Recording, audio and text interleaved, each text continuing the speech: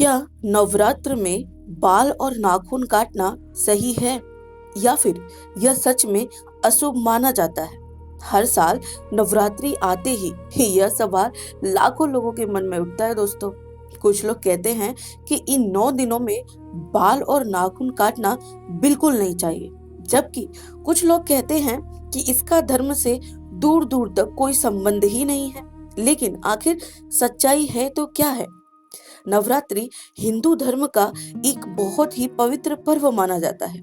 इन 9 दिनों में भक्त पूरी श्रद्धा के साथ माता की उपासना करते हैं और देवी के शक्ति के विभिन्न रूपों की पूजा करते हैं, खासकर देवी दुर्गा के 9 रूपों की पूजा।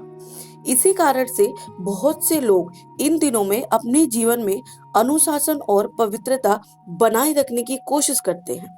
पुरानी परंपराओं के अनुसार नवरात्रि के दौरान कई लोग कुछ नियमों का पालन करते हैं, जैसे कि सात्विक भोजन करना, व्रत रखना, शराब और मांस से दूर रहना और शरीर तथा मन को शुद्ध रखना।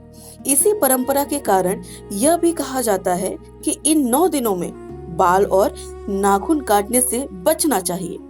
लेकिन इसका कारण क्या है? पहला कारण है आध्यात्मिक अनुशासन। नवरात्र को साधना और भक्ति का समय माना जाता है। इन दिनों में व्यक्ति अपनी ऊर्जा को पूजा, मंत्र और ध्यान में लगाता है। पुराने समय में माना जाता था कि शरीर के अंगों को काटना या बदलना इस साधना के नियमों से अलग माना जाता है, इसीलिए लोग इससे बचते थे। दूसरा कारण है पवित्रता का प्रतीक। पहले के समय में न तो आज जैसी सफाई की सुविधाएं थी और न ही आधुनिक साधन थे, इसीलिए जब कोई व्यक्ति बाल या नाखून काटता था तो उससे गंदगी फैलने की संभावना रहती थी। मंदिर और पूजा स्थान को स्वच्छ और पवित्र रखने के लिए लोगों ने यह नियम बना लिया कि नवरात्रि के दौरान ऐसा काम न किया जाए।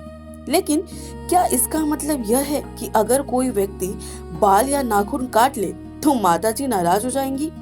शास्त्रों में ऐसा कोई स्पष्ट नियम नहीं मिलता है कि इससे देवी क्रोधित हो जाती हैं। असल में धर्म का मूल भाव भक्ति और श्रद्धा है। अगर कोई व्यक्ति साफ सफाई के कारण या जरूरत के कारण बाल या नाखून काटता है तो इसे पाप नहीं माना जाता है दोस्तों। फिर भी बहुत से लोग परंपरा और आस्था के कारण इन 9 दिनों में ऐसा करने से बचते हैं। इसका असली संदेश क्या है? नवरात्रि हमें सिखाती है कि इन दिनों में हम अपने जीवन में संयम, अनुशासन और सकारात्मकता लाएं, मन को शांत करें, घर में पवित्र वातावरण बनाएं और माता की भक्ति में समय बिताएं। इसीलिए अगर आप भी नवरात्रि के दौरान कुछ नियमों का पालन करना चाहते हैं तो यह आपकी श्रद्धा और विश्वास पर निर्भर करता है।